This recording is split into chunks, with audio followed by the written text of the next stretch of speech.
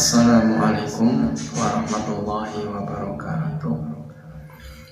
Izinkan pada kesempatan kali ini saya akan menyampaikan sebuah kisah tentang Azazil atau iblis. Sebelum peristiwa pengusiran iblis dari surga, ada sebuah berita yang isi beritanya adalah bahwa suatu saat nanti ada penghuni surga yang akan dikeluarkan dari surga dan dilempar ke neraka.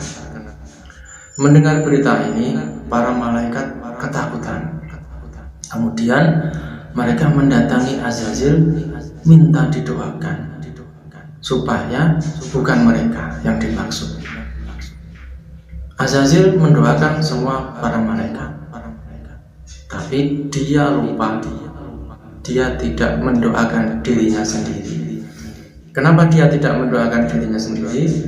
Karena dia yakin bahwa berita itu bukan untuk dirinya. Tidak mungkin itu aku, tidak mungkin aku orang yang dilempar ke neraka, karena aku adalah orang yang taat kepada Allah. Pelajaran apa yang bisa kita ambil dari kisah ini? Dan kita harus ingat bahwa sejarah itu pasti akan terulang dan terulang terus. Dan hari ini kita adalah pelaku sejarah itu. Berkenaan dengan fenomena akhir zaman sekarang ini, sangat jarang sekali ulama yang mengingatkan kita tentang akhir zaman. Seolah-olah cenderung mereka mengajak kita untuk merasa aman.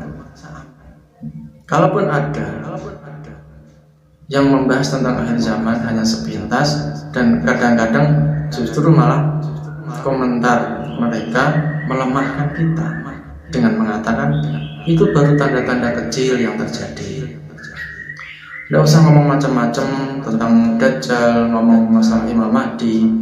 Imam Mahdi tidak usah dicari. Kita orang beriman, orang bertakwa, pasti nanti kalau ada Imam Mahdi kita menjadi pengikut Imam Mahdi.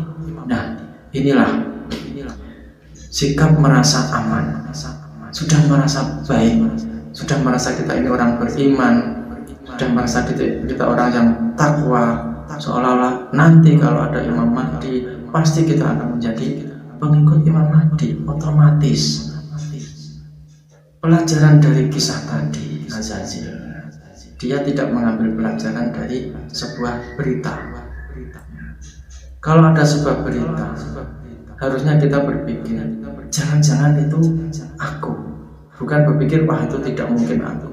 Tidak seperti itu. Tapi jangan-jangan itu aku. Sehingga kita waspada. Ingat kisah Azazil tadi, dan satu kisah lagi, yaitu kisah para ahli kitab waktu di Yathrib atau di Madinah. Mereka sangat yakin bahwa nanti kalau ada nabi terakhir, mereka pasti akan menjadi pengikut nabi terakhir itu.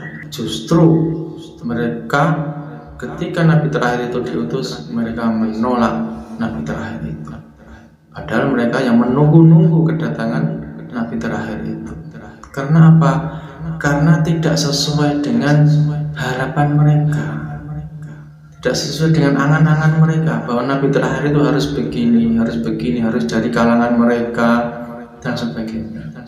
Sekarang ini pun banyak yang berpendapat seperti itu. Imam Mahdi itu harus begini, harus penampilannya harus orang yang soleh, taat beragama, ahli agama, hafal Quran, seorang syekh dan sebagainya. Kalau kita mengambil pelajaran dari ahli kitab tadi, justru nabi terakhir tadi diutus dari kalangan penyembah berhala, dan justru yang menjadi nabi terakhir tadi adalah orang yang buta huruf, tidak bisa membaca dan menulis. Padahal orang-orang ahli kitab tadi mengharapkan bahwa nabi itu harus orang yang ahli dalam kitab. Dia seorang nabi harus ahli dalam kitab, ahli dalam ilmu agama. Nah, tapi kenyataannya bahwa justru nabi terakhir tadi malah seorang yang buta huruf, tidak bisa membaca dan menulis. Nah, inilah pelajarannya, bahwa Allah itu memberikan ujian dengan caranya, bukan dengan cara kita, bukan dengan pemikiran kita, pola pikir kita, tapi dengan cara Allah. Tujuannya adalah untuk menguji keikhlasan kita. Maka dari itu ya, saya mengajak diri saya sendiri dan kita semuanya untuk berhati-hati, jangan merasa aman.